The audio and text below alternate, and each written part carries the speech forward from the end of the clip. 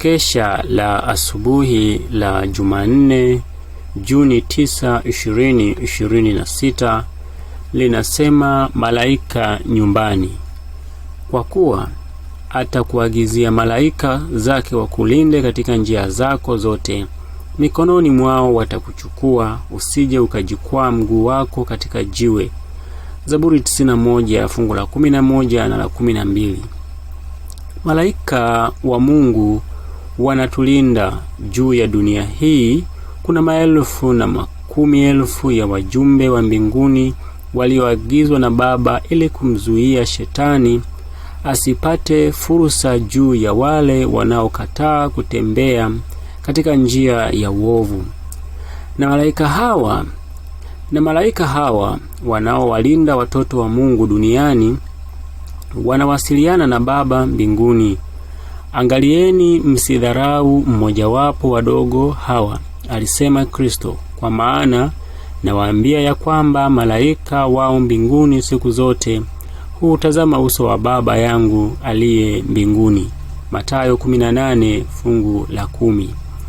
Ni nadra sana kupata mtu kati yetu anayetambua kwamba malaika wanatuzunguka, ambao huwahudumia wale ambao watakuwa warithi wa wokovu. Wanatuokoa wengi wetu kutoka kwenye majaribu na matatizo mengi.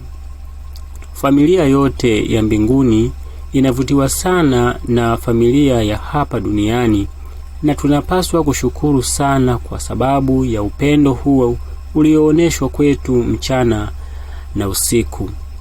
Maneno yanayozungumzwa nyumbani mwetu yasiyo ya uvumilivu na yasiyo mema yanasikiwa na malaika. Na je, ungependa kukuta katika vitabu vya mbinguni kumbukumbu ya maneno yasiyo ya uvumilivu na ya huruma ulioyasema katika familia yako? Kukosa uvumilivu humleta adui wa Mungu na mwanadamu kwenye familia yako na kuwafanya malaika wa Mungu kuondoka. Ikiwa unakaa ndani ya Yesu na Yesu ndani yako, huwezi kuzungumza maneno ya kuchukiza. Kina baba na kina mama, ninawasihi kwa ajili ya Kristo, muwe wema, wapole na wavumilivu nyumbani mwenu. Kisha nuru na jua vitaingia nyumbani kwenu, na mtahisi kwamba miale angavu kutoka kwenye jua la haki inaangaza mioyoni mwenu. Ni kutokuwepo kwa neema ya Roho wa Mungu ambako kunaiacha nyumba kuwa gizani na kuwa na hali isiyo ya furaha. Nyumba yako inapaswa kuwa patakatifu, palipobarikiwa, ambapo Mungu anaweza kuingia na malaika zake watakatifu wanaweza kukuhudumia. Ikiwa ukosefu wa subira na ukosefu wa fadhili vinadhihirishwa kwa mtu na mtu, malaika hawatavutiwa nyumbani kwenu.